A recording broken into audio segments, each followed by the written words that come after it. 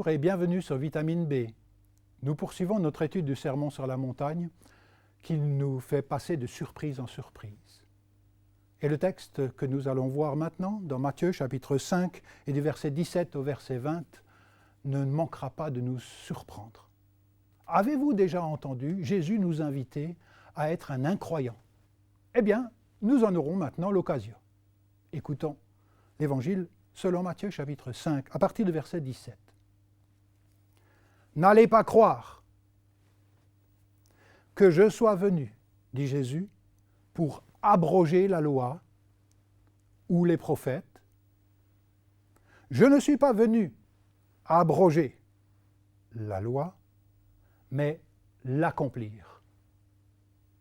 Car en vérité, je vous le déclare, dit Jésus, avant que ne passe le ciel et la terre, pas un i, pas un point sur l'i ne passera de la loi, que tout ne soit arrivé. Dès lors, celui qui transgressera un seul de ces plus petits commandements et enseignera aux hommes à faire de même, sera déclaré le plus petit dans le royaume des cieux. Au contraire, celui qui les mettra en pratique et les enseignera, celui-là sera déclaré grand dans le royaume des cieux. Car je vous le dis, si votre justice ne surpasse pas celle des scribes et des pharisiens, non, vous n'entrerez pas dans le royaume des cieux. Jusqu'à là, la lecture de ces paroles d'évangile. Il est surprenant d'entendre Jésus polémiquer contre une fausse manière de croire. Jésus va polémiquer contre la corruption de la compréhension du plan de Dieu. Jésus va polémiquer contre la manière de limiter la portée de la volonté de Dieu. Pensons d'abord à la loi, à la justice. La fonction de la loi est de nous indiquer le comportement qui permet à rester libre et heureux sous le regard de Dieu. Nous la trouvons décrite notamment dans l'Alliance nouvelle du Sinaï au chapitre 20 du livre d'Ésaïe, ce qu'on appelle communément les 10 paroles, les 10 commandements. C'est une des composantes d'une alliance que Dieu a voulu faire avec un peuple. La loi de Moïse a pour fonction de permettre à des humains pécheurs de vivre à peu près bien ensemble. Il y a même un certain nombre de règles qui tiennent compte de la dureté du cœur humain et qui permettaient dans certains cas, par exemple, de répudier sa femme, mais seulement dans certains cas, pour ne pas donner voix au machisme humain qui simplement renverrait sa compagne pour n'importe quel prétexte. La loi nous aide à vivre ensemble. Maintenant, ici, Jésus va dire que le moindre des commandements doit s'accomplir.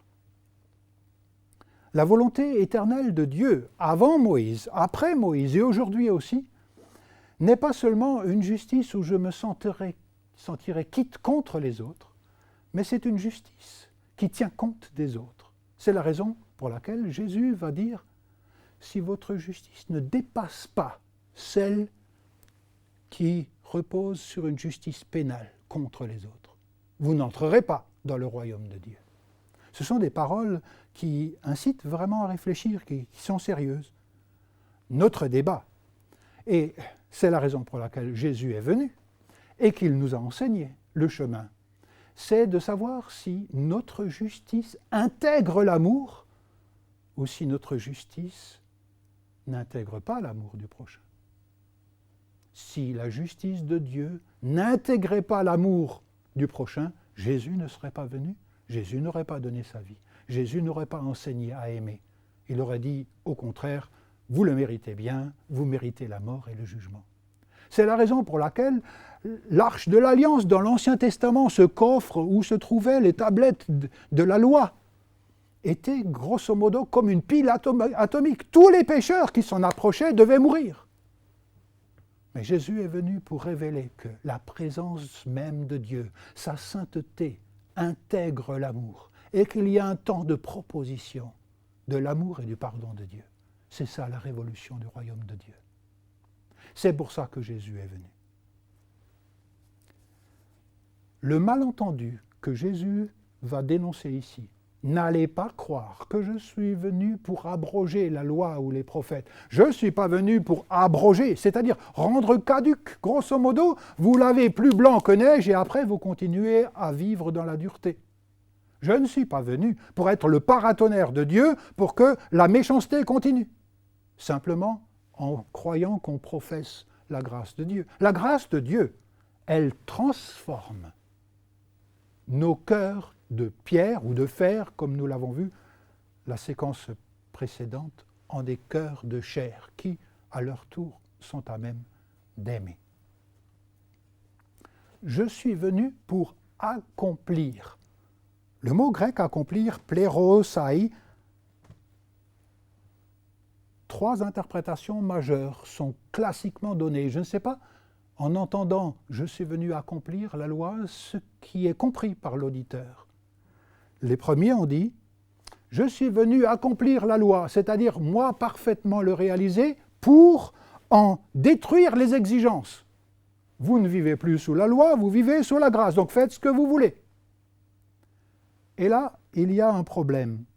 Jésus a certes satisfait à notre place, mais pas pour que nous continuions à vivre sans transformation, simplement une sorte d'esprit de libertinisme où je suis encore le gros égo qui maltraite les autres, qu'ils soient religieux ou magiques d'ailleurs. La deuxième interprétation n'est pas seulement accomplir pour détruire les exigences, mais réaliser dans sa personne les prophéties et se soumettre aux exigences morales. Nous en serions que les spectateurs.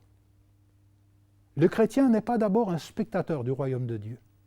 Le chrétien est d'abord quelqu'un qui est conquis par l'Esprit, persuadé par Jésus, et il en devient à son tour l'acteur par la grâce de Dieu.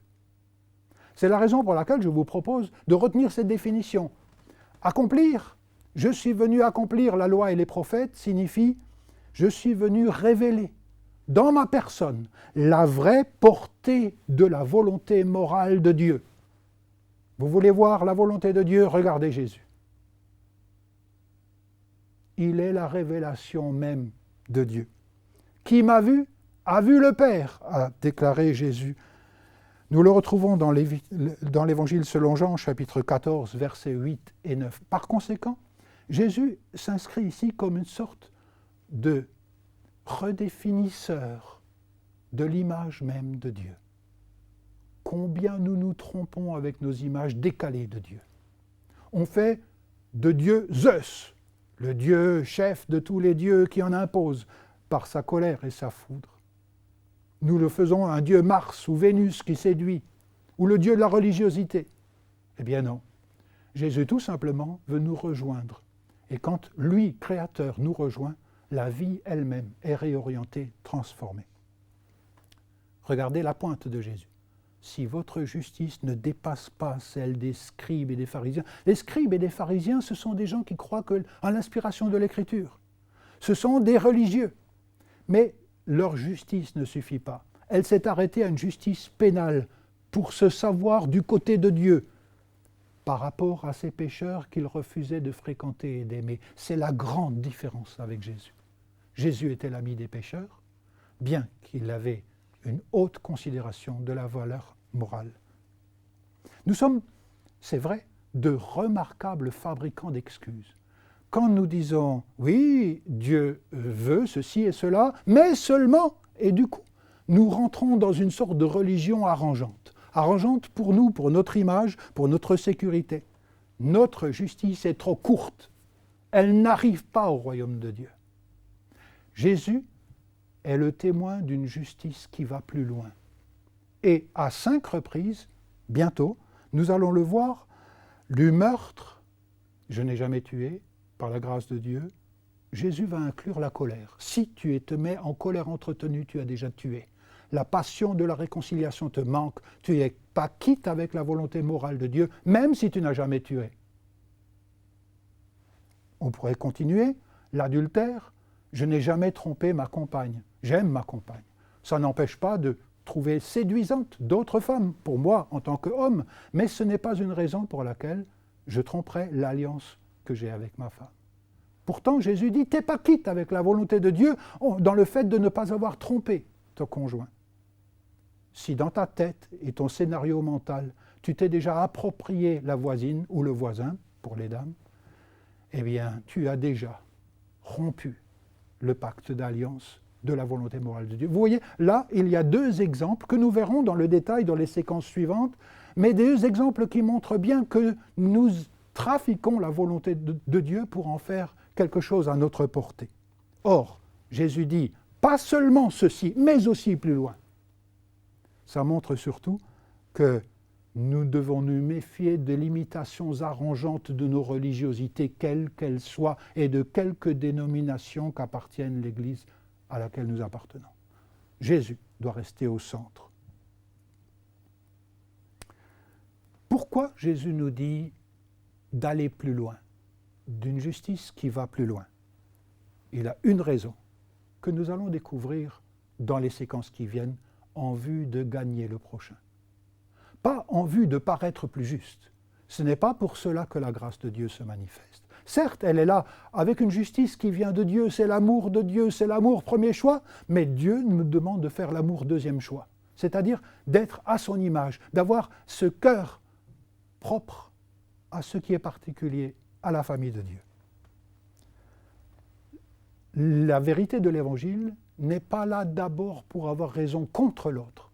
La vérité de l'Évangile est pour nous pousser dans des relations en faveur de relations restaurées et guéries. C'est ça, la propension du royaume de Dieu.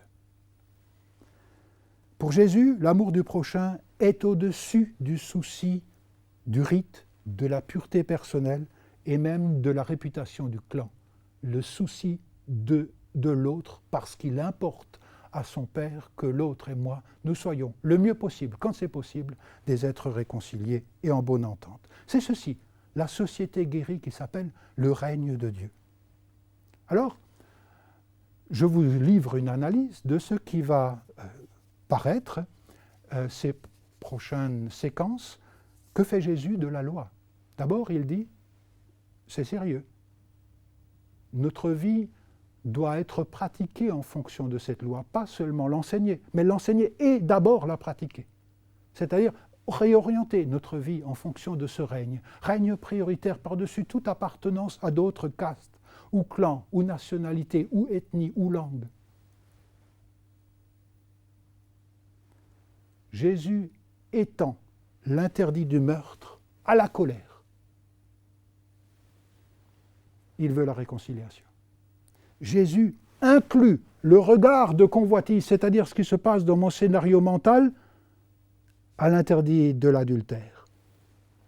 Il veut des tendresses maintenues. Jésus révoque même certains commandements qui ont été là présentés à cause de la dureté du cœur, notamment le droit pénal auquel je pourrais me réclamer s'agissant du divorce. Non pas que nous n'ayons pas de situation où il y a des ruptures, des échecs de couple, mais ce n'est pas un droit que le divorce devant le Seigneur, c'est simplement un accompagnement du Dieu de grâce qui suit. On pourrait continuer. Jésus va également révoquer la loi du talion. Tu me fais ceci, je te fais ceci, parce qu'on est quitte comme ça. Non, Jésus dit, on n'est pas seulement quitte, tu dois gagner ton frère et trouver ton frère plus important même que la perte matérielle que tu pourrais subir. Et enfin, il universalise la règle de l'amour. Et j'aimerais conclure. Que fait Jésus de la loi? Nous le découvrirons dans les 5 domaines majeurs que nous avons évoqués. À 5 ou 6 reprises, Jésus va s'attaquer aux limitations arrangeantes de la portée de la volonté morale de Dieu. Pour les chrétiens, il ne s'agit pas d'adorer Jésus sans le suivre. Il s'agit de suivre Jésus et de l'adorer. Merci pour votre attention et une fois prochaine pour le premier domaine d'application de l'enseignement de Jésus.